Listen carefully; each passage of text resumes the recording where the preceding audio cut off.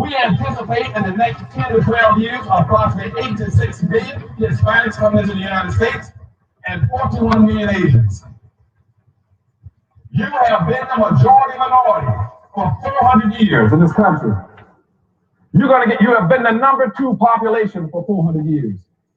You're going to get kicked out of being number 2. You're going to go down and become number 4. Now, common sense, even a third grade education would tell you, if you didn't get anything when you were number 2,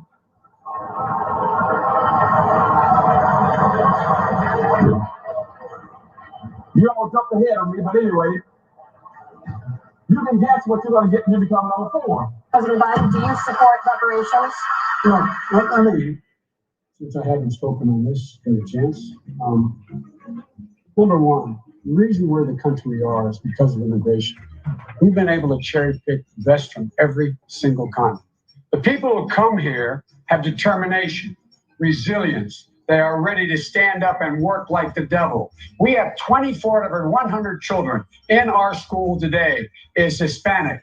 The idea that we are going to walk away and not provide every opportunity for them is that not only stupid and immoral, but it's bad for America. They are the future of America. Systemic racism that has plagued our nation for far, far too long. I said that over the course of the past year that the blinders have been taken off the nation, the American people. But what many Americans didn't see or had simply refused to see couldn't be ignored any longer. Those 8 minutes and 46 seconds that took George Floyd's life opened the eyes of millions of Americans and millions of people around all over the world. It was the knee on the neck of justice, and it wouldn't be forgotten. And it's not white Americans' fault, but just a fact. At the very same time that America refused to give the Negro any land, through an act of Congress, our government was giving away millions of acres of land in the West and the Midwest, which meant that it was willing to undergird its white peasants from Europe with an economic floor. But not only did they give the land, they built land-grant colleges with government money to teach them how to farm. Not only that, they provided county agents to further their expertise in farming. Not only that, they provided low interest rates in order that they could mechanize their farm. Not only that, but many of these people are receiving millions of dollars in federal subsidies not to farm, and they are the very people telling the black man that he ought to lift himself by his own bootstraps. And this is what we are faced with. And this is the reality. Now, when we come to Washington, in this campaign, we are coming to get our check. We are owed $104 trillion on the very low end, plus $735 billion recurring. This number does not include the cost of about 50 Black Wall Streets that were decimated, nor compound interest from 2017 when Sean D. Rochester's book, The Black Tax, was published, nor the cost of Black life, nor the cost of living increases, nor the war on drugs, nor the current day pandemic. The number I'm working with is for slavery, Jim Crow, and accrued ongoing systemic racism, oppression, and disadvantage in the country our ancestors built with their lives. Noon on the West Coast. Good afternoon in the mountains. Good afternoon in the Central. Good afternoon on the East Coast. You know exactly who it is, family. Angela Nirvana, your hostess with the mostest on the Reparationist Perspective, bringing you those ADOCS hot topics and making the case for reparations in the trillions over multi-generations, and making the case for weaponizing our vote and socializing this suffering, family. It makes absolutely no sense to moi that we build all the wealth that these immigrants and white folks eat from, and we're in a race towards the bottom with Hispanics. How does any of that get to work? Family, I'm asking you as my co-host. I see you, Trey X. I see you, Miss Lady K Love. I see you, Miss Shannon Kim. I see you. I see you, Babe Brax. I see you. And for those of you who have yet to chat, where you are riding hard for ADOCS, welcome to the live. It's getting kind of hectic. But we're here to talk about all the puckery in your edition of As the World of ADOCS Turns, your midday wake-up call. Oh yes, with a little bit of Ida B. Wells 2.0 anti-black racism mixed in today. You see, because we're being squeezed from all sides, family.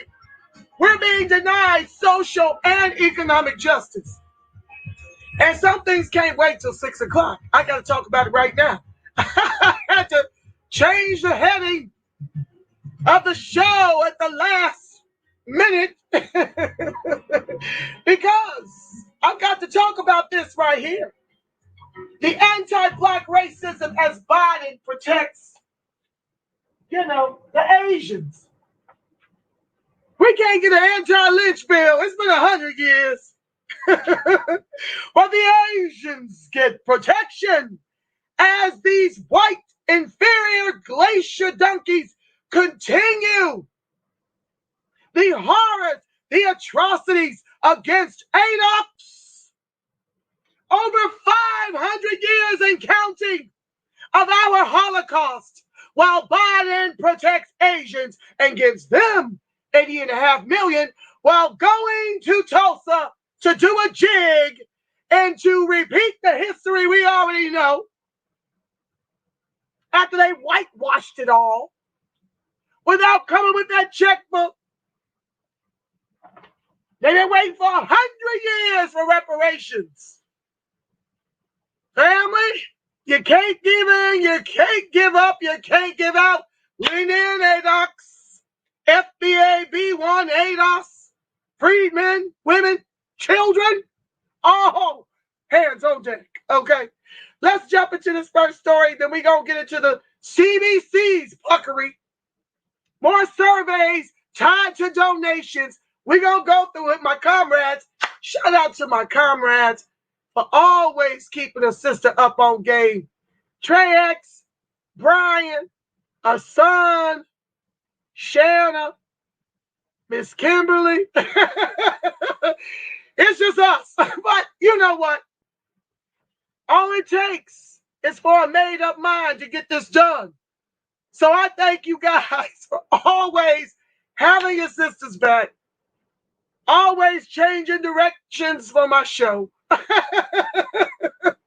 Because the stuff is happening so fast to us, family. One can hardly keep up. So let me stop sharing the screen because I got to read the puckery here. As a matter of fact, let me share that. I'm going to show this white inferior glacier donkey. You see, many of you don't know that we were the property of these beastie white women. We were their property. They did more heinous things to us than even their white husbands. This trick right here wanted the bag, family. She wanted the bag so bad, she put this African child through a bazillion surgeries so that she could get contributions from the Make-A-Wish Foundation. She only did 500 surgeries before they stopped her, before there was an investigation. I'm surprised the child is still living. Let's talk about this white inferior glacier donkey, Karen, Susie, Becky. Let's talk about it. Okay, I had to put her picture up because you got to see this here. You got to see it, family, to believe it. Let me go small so y'all can really see what the puck we're up against. Now, Sophie Hartman, Glacier donkey Sophie Hartman fabricated symptoms resulting in her 6-year-old undergoing difficult procedures and surgeries for that bag, family, for that bag. I hope y'all can see it.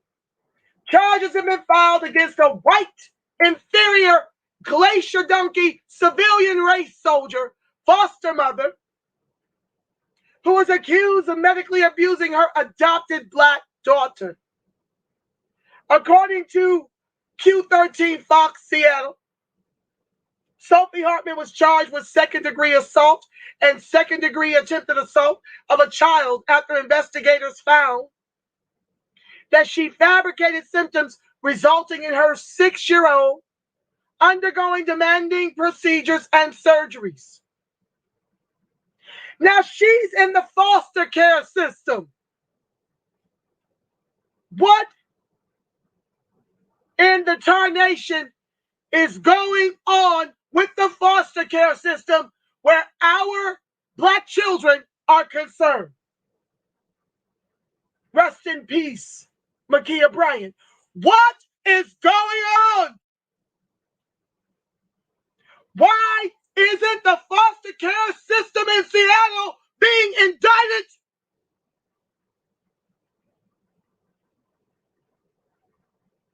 Why are they allowed to have our children and do this to our children? This is what happens when you've been neutralized economically and you are the anchor of this country's capitalism. ADOCS, do you hear me?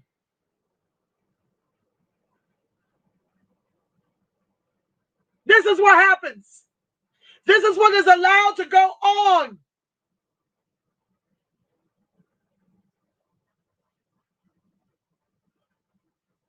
Court documents say the child has had almost 500 medical appointments since she was 2,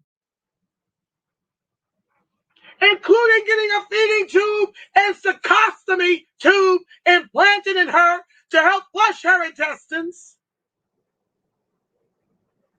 The young girl also had leg braces and a wheelchair, despite doctors telling Hartman they were unnecessary. Where is the foster care system? Where are the charges?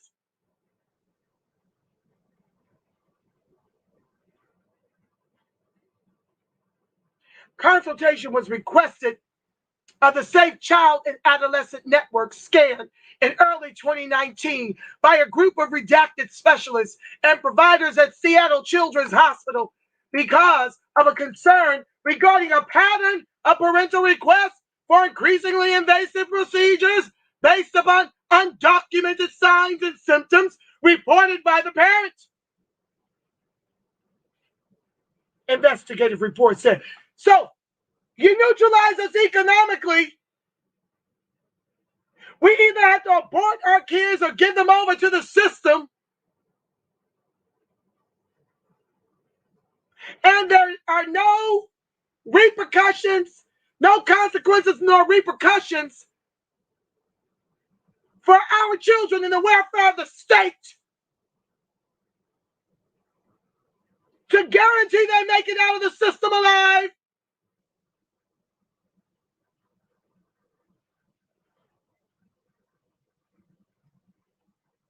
They just get annihilated on every front because they are black children at the hands of these white, inferior civilian race soldiers, cops with 3 Ks. Nobody gives a damn that the parents are not in their right mind in some instances, are drug addicted in some instances, have no money to support their children in some instances. But I'm the problem. I scream too much.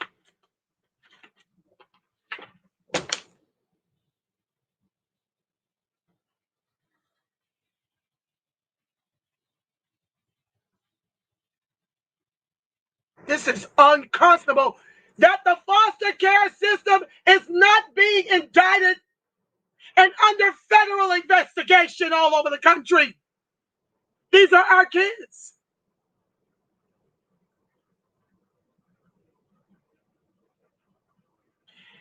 Quote, this situation is a case of medical child abuse, the report continued. It is not necessary to know the possible motivation of a caregiver, only the outcome of the behavior. It is my concern that this pattern has resulted in unnecessary medical testing, medication, procedures, surgeries, and debility of this child. Hartman used her daughter's false diagnosis to gain attention from the Make-A-Wish Foundation. She spoke about the child's illness at a fundraiser for the charity, saying that the disorder has been likened to a time bomb that is a human time bomb for which there is no cure. Let's look at the video.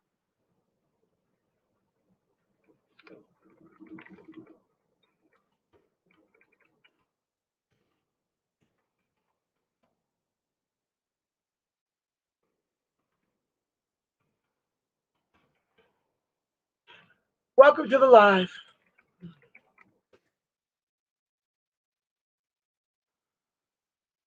I need to see the video. Hold on, y'all.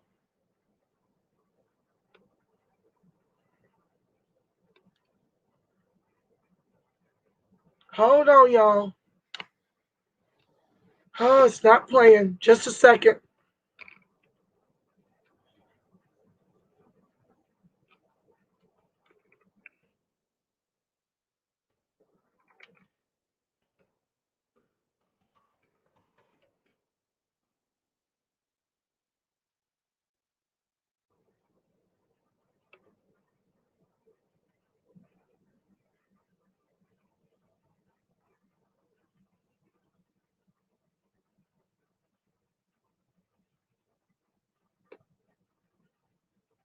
Hold on, guys. I'm sorry. The one I pulled up is not playing. I'll find another one.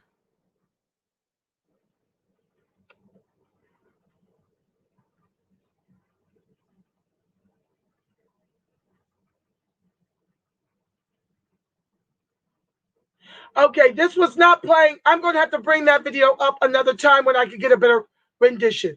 Let's go back to the text. I don't want to belabor. I only have about an hour with you.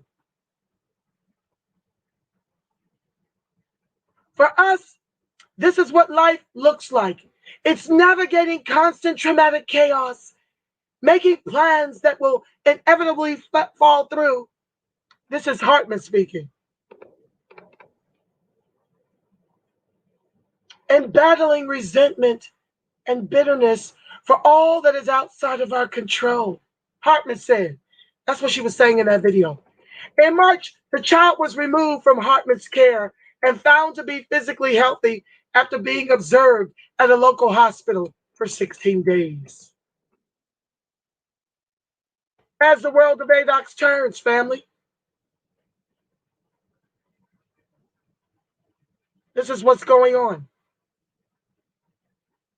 So let's go next to our survey. Welcome to the live, y'all. They want a survey on racism now. Let me stop this, and I'm going to share the survey with you.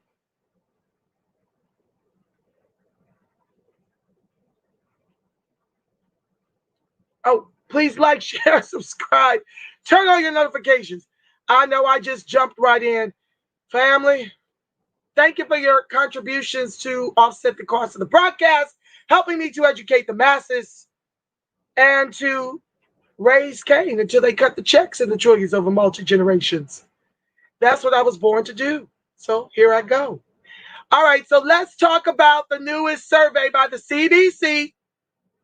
I'm going to share the link, but let's go through it. Hold on, and then I'll share the link. Hold on, because I've not even read it. This is hot off the press to one of my comrades sending it over to me. Thank you so much, Asun Powell. She's a part of the leadership of the NAASD. So let's look at another survey by the CBC, which of course they're trying to raise money and haven't earned a dime. Okay, so here we have it. You're going to go through and put your email address, your zip code.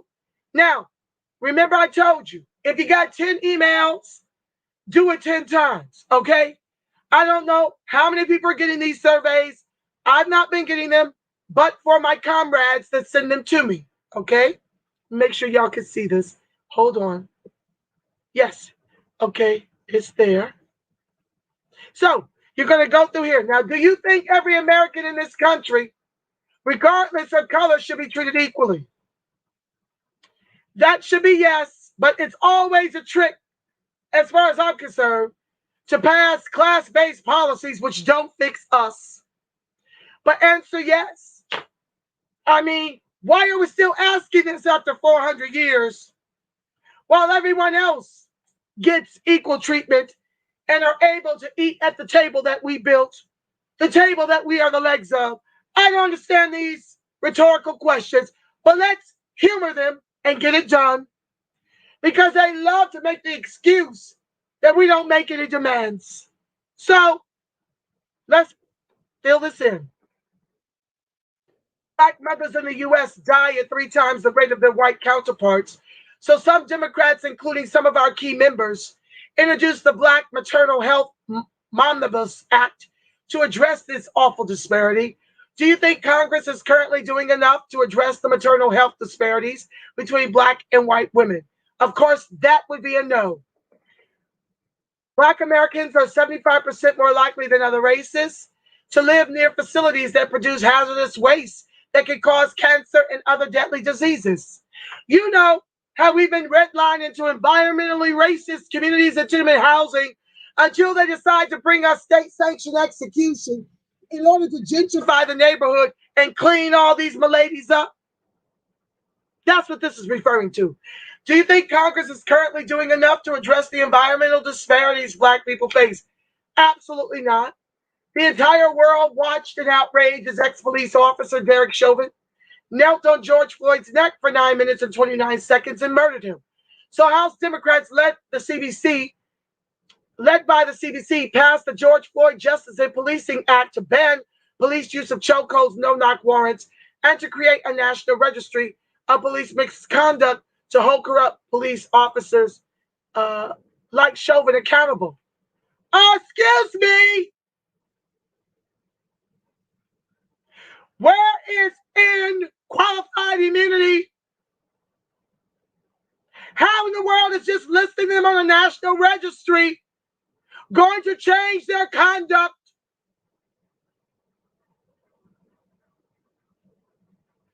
I guess this is as a byproduct of Kuhn Clyburn saying that we could do without ending qualified immunity this go round. Which of these banned police use of chokeholds and no-knock warrants would have saved George Floyd?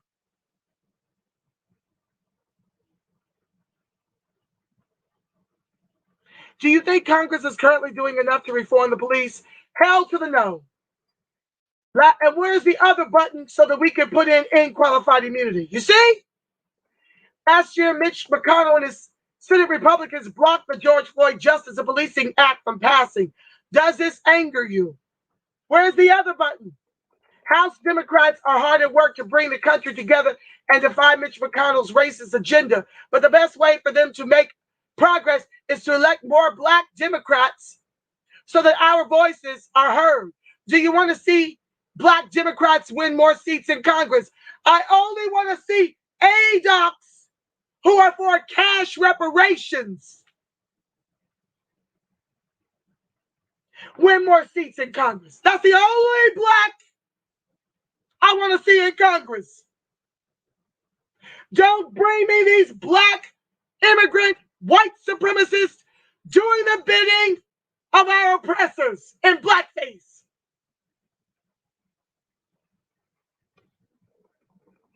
Are you willing to make a small sacrifice to help the CBC PAC achieve its goals? Here we go, the money grab.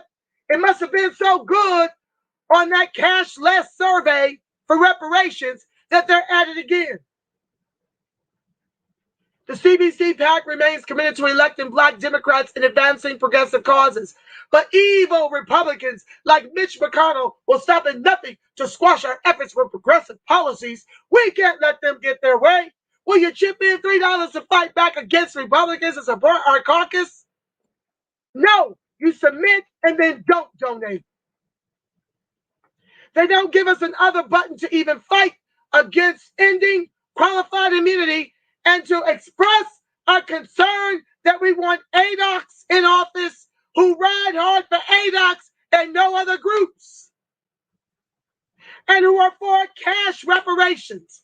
I don't have another button to do that. Sick of this nonsense. Okay, next story. Rand Paul. Now, I was on an archive where we were talking about the anti-lynch bill having been passed into law by Donald Trump. That was a lie. So believe half of what you see and none of what you read. That's a lesson for the day, boys and girls. Okay, let's get into it. I had to go research. Remember, I told y'all I'd be back because I was in shock that they were literally saying Trump passed the anti-lynch bill into law. More puckery. Rand Paul stalls bill that would make lynching a federal hate crime. Republican argued anti-lynching legislation drafted too broadly at the House renamed bill previously approved by the Senate. Of course it was. If it was a Republican Senate, of course they approved it with nothing in it. That's what Trump did. Gave us an anti-lynch bill that don't protect us from these glacier donkeys they keep hiring on the police forces throughout the country to come into our communities and execute us with impunity. Amid the visceral national outcry for racial justice in the wake of the police killing of George Floyd, a lone U.S. senator is standing in the way of a bill that would make lynching a federal hate crime. Rand Paul, a Republican with a reputation, I call them Democrats and Republicans. I got to have some fun. What does my child want? Oh my God. Hold on one second, family.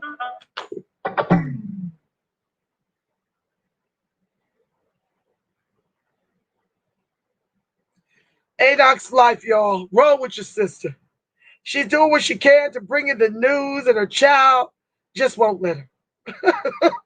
It's always something.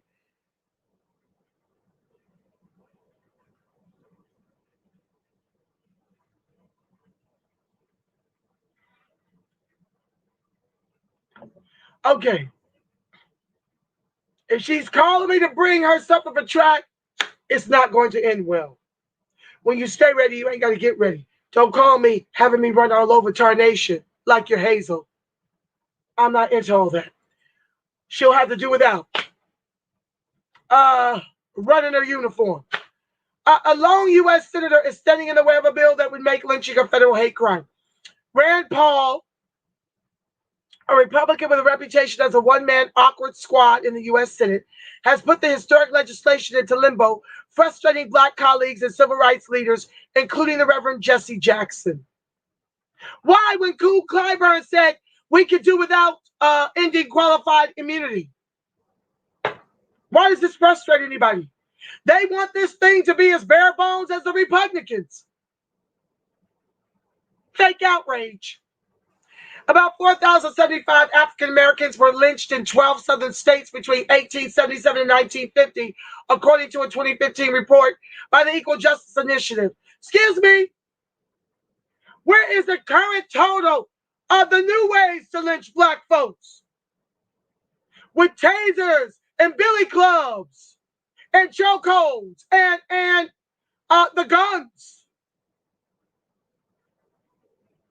That's lynching too. I don't understand why they're talking about 1877 and 1950. Didn't Mr. Ronald Green just get dragged to his death by the race soldiers in Louisiana? Why are they talking about lynchings back to 1877 and 1950? Lynching has not stopped. Didn't they just hang that Black Lives Matter leader's son and claim it was a suicide? In Minneapolis, I think it was during Mike Brown. Some were watched by crowds as if attending a form of public entertainment. Ida B. Wells 2.0. A crusade African-American journalist once said, "Our country's national crime is lynching to this day." The killing of Floyd by a white Minneapolis police officer who kneeled on his neck for nearly 9 minutes. No, not 9.5 minutes. Caught on film and seen by millions has been likened to a 21st century lynching. That's what it was. It sparked more than 2 weeks of worldwide protests. From 1882 to 1986, Congress has failed to pass anti-lynching legislation 200 times, but this moment appeared to be different. Kamala Harris, Cory Booker, and Tim Scott, you know, the ones Kamala, Kabama, and Uncle Tim said that America's not racist. It's a part of our past. Get over it. The only 3 African-American members of the Senate led the unanimous passage of the legislation in that chamber in 2018 and 2019. The House of Reps then passed it by a 410-4 vote in February, but renamed it for Emmett Till, a 14-year-old boy lynched in Mississippi in 1955. That was the only change that returned the bill to the Senate, which makes Paul's sudden objection all the more idiosyncratic. The Democratic Congressman Bobby Rush, who proposed the House legislation, tweeted, quote, "The language of the Emmett Till Anti-Lynching Act is identical to the bill that was unanimously approved by the Senate.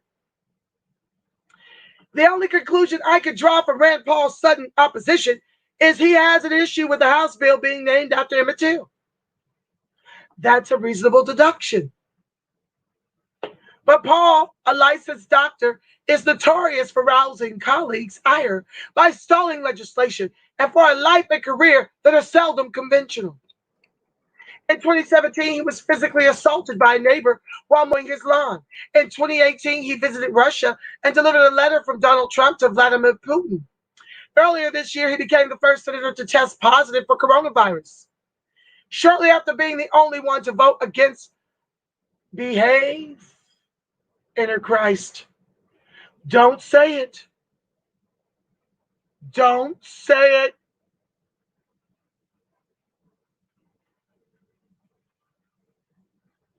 Y'all know what I was about to say. Ooh, child, the ghetto. Black Jesus. Stop. Stop me. Shortly after being the only one to vote against the bipartisan $8 billion deal to provide emergency coronavirus funding, he now argues that the anti-lynching legislation is drafted too broadly and could define minor assaults as lynching. Minor assaults as lynching, like Chauvin's knee on Mr. Floyd's neck, would that be minor? Because you do know that the Minneapolis Police Department found 8 of his 22 charges when he was practicing the kill choke in his 19 years to be reasonable and necessary, to be justifiable, you know, just like Mr. Brown in the Carolinas. They said executing him in the back of his head instead of shooting at his tires was justifiable because he was trying to drive away from the cops to save his own life. They brought in the sharpshooters to take him out from the back of the head after 4 shots to the arm. Would that be considered and classified as a minor assault? When I've seen y'all own white inferior glacier donkeys beat the pulp out of you and get taken alive when I've seen your white inferior glacier donkeys commit mass murder and get bottles of water and take it to Burger King for a Whopper? Would that be what you classify repugnant as a minor assault that can be confused with lynching? It is lynching.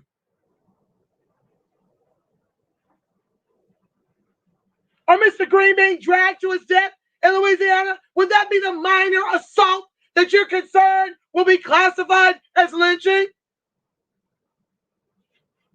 Because it is. The bill as written would allow altercations resulting in a cut, abrasion, bruise, or any other injury, no matter how temporary, to be subject to a 10-year penalty, Paul said.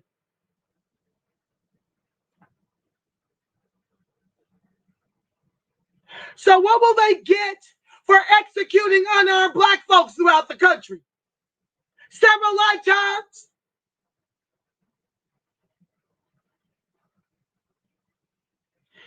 Quote, my amendment would simply apply a serious bodily injury standard, like us losing our lives, which would ensure crimes resulting in substantial risk of death and extreme physical pain be prosecuted as a lynching. But these Mickey Thickies voted 94-1 to give Asians protections. 68% of their assaults are verbal. And we're still being executed with impunity. He has previously worked with Democrats in pushing for criminal justice reform and taking a more progressive stance than many Republican colleagues. Really? On Tuesday, the Associated Press reported, while speaking with activists in Louisville in his home state of Kentucky, Paul criticized no-knock search warrants, such as the one used at the home of Breonna Taylor, who was shot dead by police in March, and the militarization of police departments. Really? And he said he is likely to support some form of federal legislation aimed at overhauling police procedures. Challenged about his opposition to the bill, Paul called lynchings a horror of American history and said he supports the bill. The AP added, but reiterated that its language is too broad.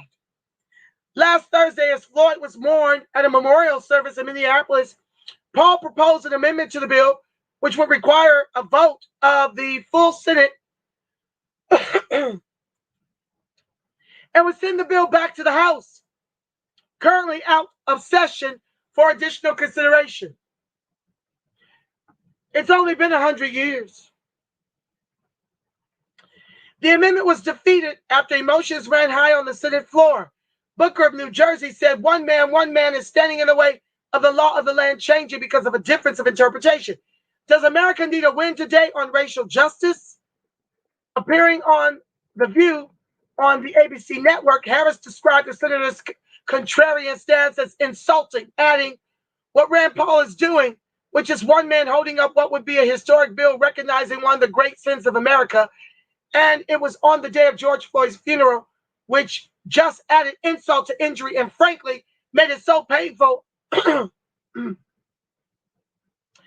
on that day, that's what was happening. Although Paul is often an outlier, there are fears that the holdup could be indicative of wider Republican reluctance to tackle systemic racism in the police and embrace reforms. Mo Vela, a former senior advisor to Joe Biden, said on Wednesday, quote, my thoughts on it are very simple, birds of a feather.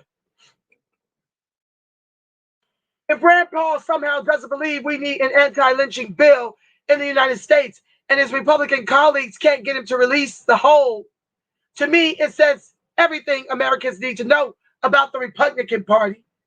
Either you're for lynching or you're against lynching. It's that simple. But Tara Setmeyer, a political commentator and former Republican communications director on Capitol Hill, was less critical, noting the consistency of Paul's libertarian streak.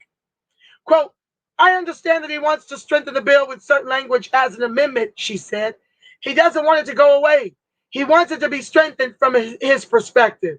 But I think it's a bit out of step with the political climate that we're in. So he's going to get the backlash. But Senator Uncle Tim Scott said he's going to talk to him and see if they can work something out in the language. I think they will come to some type of agreement and it will eventually pass. It's only been 100 years. I don't see it being held up forever. Okay, let me get to my last story, and then I'll come read your comments and sign us out until the 6 o'clock anti-Black racism report. So I just wanted to read that because it's important for us to know who's holding it up. And this is why I say in future elections, we have to weaponize our vote and put red at the top of the ticket and an entire blue Congress to protect the over 53% of ADOCS who rely on government assistance by design of institutional systemic racism until they cut the checks in the trillions over multi-generations. You ain't got nothing coming with Republicans. We must take over Congress. And we must stop wasting our votes on these third parties that will never come to fore. These parties have shown you they can rig elections. They can steal whole primaries, co-opt whole primaries, and steal elections. You've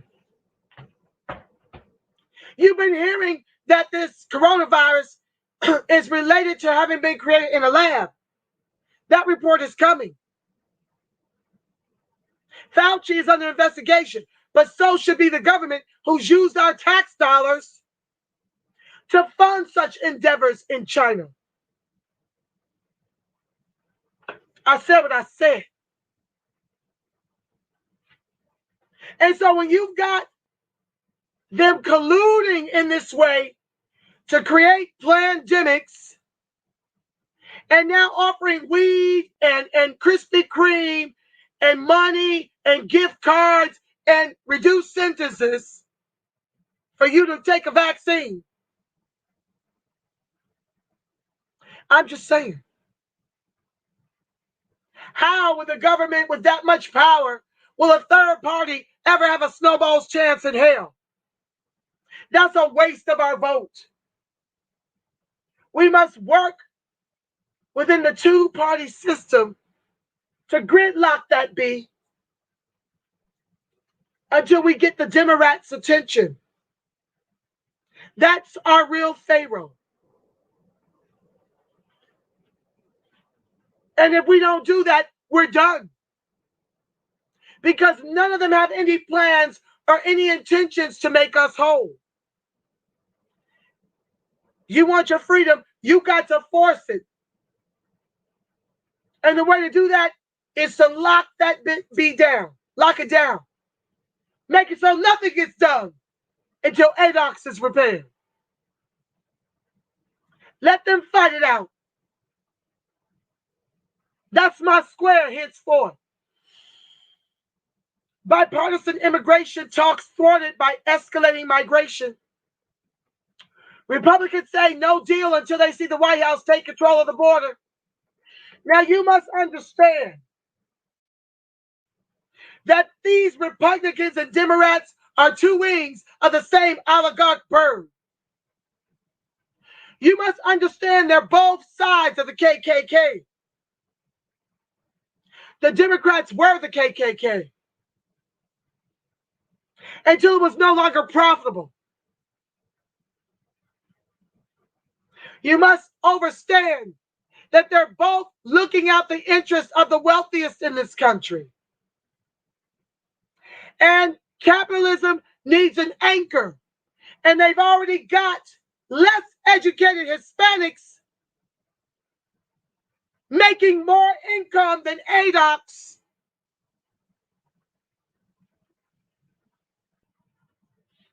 Owning more homes than ADOCS.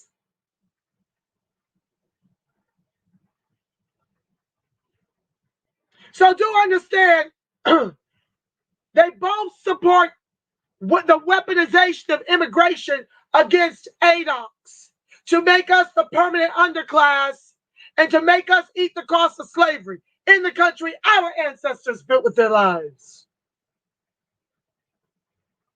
They both want it.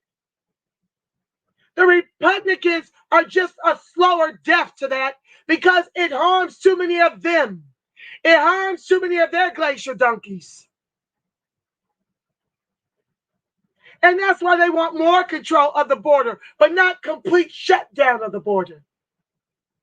Because the weaponization of immigration against ADOCS is good for their bottom line.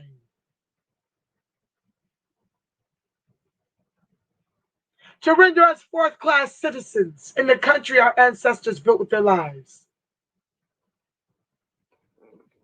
I showed you yesterday where we are more educated in many instances than the whites in Tulsa, but their median income is $113,000 to our $56.77 to Hispanic $6,500. That's Republican. So they'll make you white to stay in power, but they're not going to really give you a leg up. You see, immigrants who like to sell us out for your goodie bag. Well, while our CBC sells us out for everybody's goodie bag. A bipartisan group of senators is plodding ahead with talks on comprehensive immigration overhaul legislation. But Republicans say they're reluctant to sign on to any agreement unless the White House takes stronger action to stem migration at the U.S.-Mexico border. That's not how any of that's going to work. It's already not working. They're allowing an onslaught of migrant children from Central America to take up residency in all of these states where they have safe haven and spending $1 bazillion of our tax dollars to give them access to citizenship before making us American. Republicans also want to see the Biden administration restart construction on the border wall before they'll consider legal pathways that Democrats want for undocumented immigrants living in the United States. Quote, I don't think they're going to have a snowball's chance in hell of doing that given the massive influx at the border, said Senator Lindsey Graham, Republican of South Carolina. There'll be no immigration reform until you get control of the border. That's the way they spell it. Thank God. Immigration crushes us. They bring that into our communities.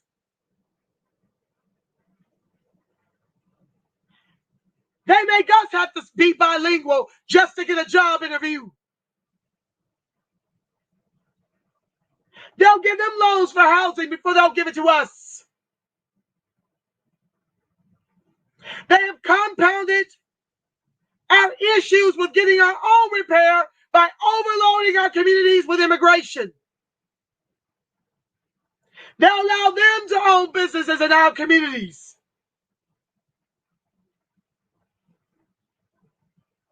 Give them the best of education.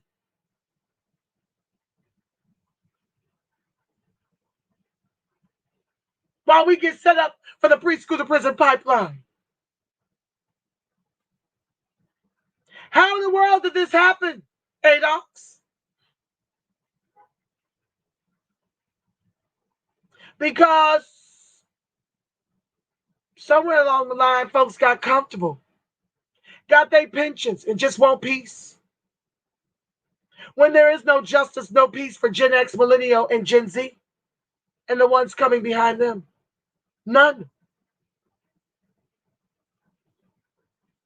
The group of lawmakers, which usually includes Graham and Senators Richard Durbin,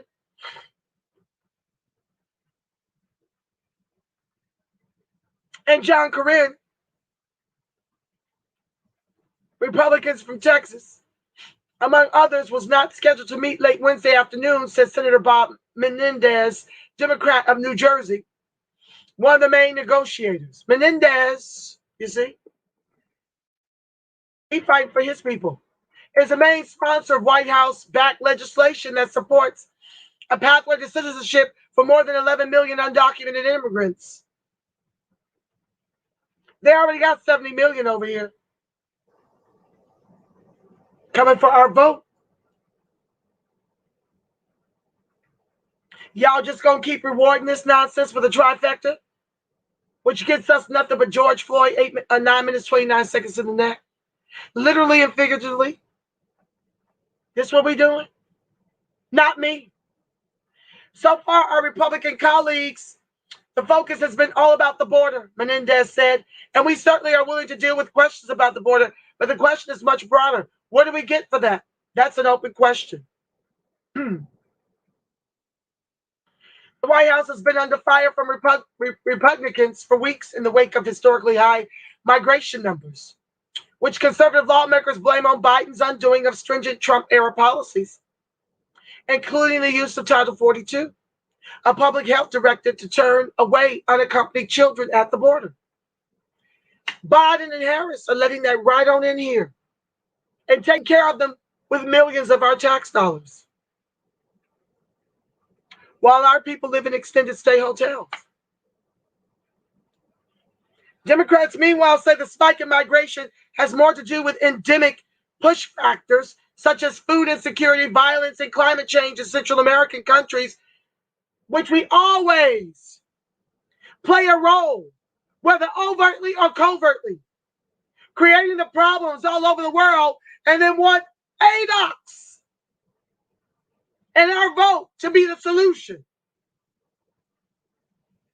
so that we can be distracted and not give a damn about the fact that we're being ethnically cleansed about this piece and made to eat the cost of slavery as the anchor of this country's capitalism with 3 Ks.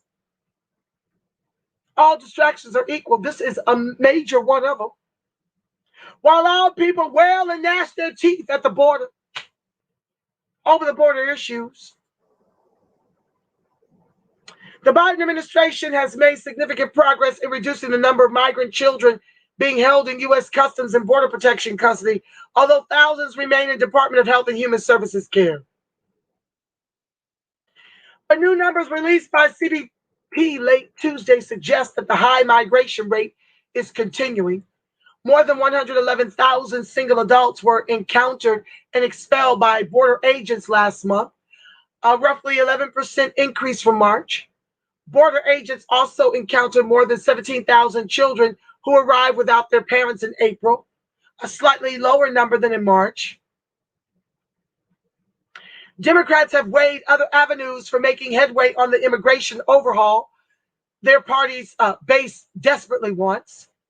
Some lawmakers have floated the idea of including immigration provisions in a future bill passed through budget reconciliation with no Republican support, although it's unclear whether the Senate parliamentarian would greenlight such a move.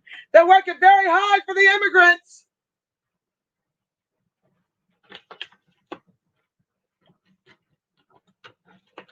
I don't see this much care and concern about Black life mattering. We need to look at every legislative path possible to get comprehensive immigration reform done, including through reconciliation. Senator Pat Murray, the number 3 Democrat in the Senate, said in a statement last week. The House passed 2 bills in March to provide a pathway to citizenship for undocumented immigrants brought to the U.S. as children, temporary protected status holders, and undocumented agricultural farm workers. But those measures are unlikely to earn 60 votes in the narrowly divided Senate. Well, he wants to give $4 billion in the American plan to make everybody whole. While Trump gave $46 billion to the white farmers, and they managed to get the conservative courts to agree with them that giving special concessions to Black folks and the other minorities, people of color, and economically disadvantaged white folks, they managed to get the high courts to agree that it's reverse discrimination, that it's racist against these white Mickey Fickies who shared $46 billion. Some Democrats signaled optimism about the bipartisan meetings. Although comprehensive immigration overhaul has remained elusive for years, lawmakers came close in 2013 when the Senate passed a bipartisan bill that was not taken up in the House. Quote, they're going well, Senator Catherine Cortez Masto, Democrat in Nevada, said of the negotiations. They've been productive so far. Bipartisanship hasn't been totally out of reach during the 117th Congress. Corinne Cornyn and Senator Kirsten Sinema, all these immigrant names. Democrat in Arizona introduced a bill in April to address the recent influx of migrants at the U.S.-Mexico border by ramping up staffing at immigration agencies and streamlining immigration court proceedings. But Corinne, who has been a champion in efforts to provide citizenship to undocumented immigrants brought to the U.S. by their parents, hinted that movement on border legislation was proving difficult. Quote, a lot of talk, Cornyn said, no progress. We're at 156. Let me see what y'all got to say about it. And then I'll excuse you. Welcome to the live, one and all. Thank you for joining the live. Let's see what y'all got to say. Brian, I see you, family.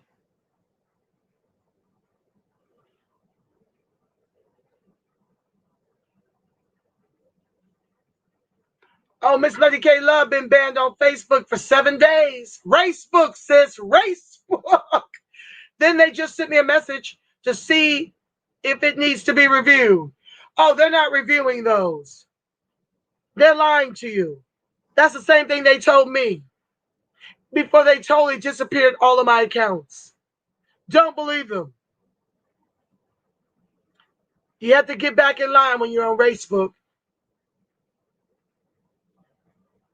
And do know that you've got to make your stuff private because my page was public. That was my biggest mistake. I was growing the ideal of the fight for reparations on my own personal page. Had built it to 4,500 subscribers. And Facebook decided enough. Not on our dime will you advocate for ADOCS and fight for reparations. We're just going to pull that live wire. And yeah, so that's why I had to reestablish myself under a new identification.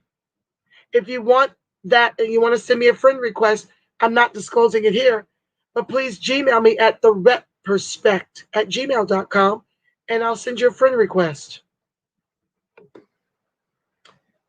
Okay, Brian says, notice how only white women are allowed to exhibit this Munchausen behavior at the expense of their children. A black woman would have caught a case after the first incident, second tops. Then again, the Munchausen, I have to look up that word, angle ties into the mental health defense net that usually protects them. These surveys are a major setup. You're so right, Brian. Hi, Trey Lincoln. They are pitching a good Democrat, bad Republican paradigm as if both sides aren't complicit with this nonsense. Brian says the survey doesn't even give you a chance to add context to your answers by design and then want you to pay. Ain't that about a blip? Hold on, y'all. My battery is going. I gotta plug in. There we go.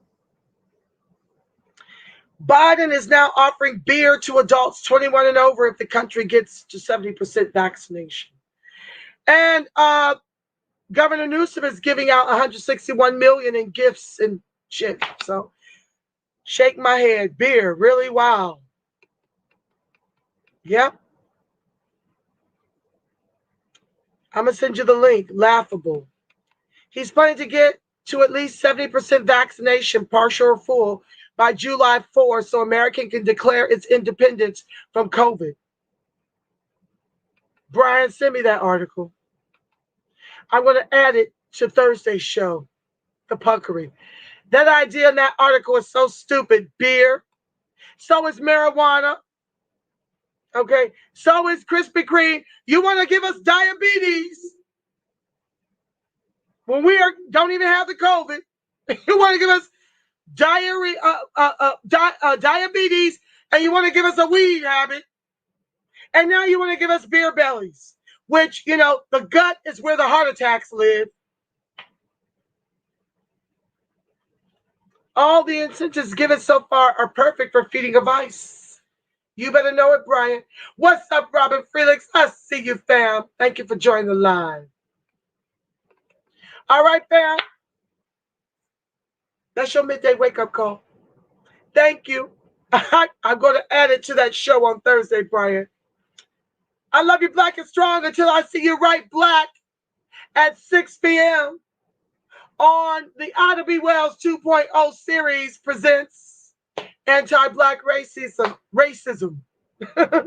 Peace, family. Love y'all. Black and strong.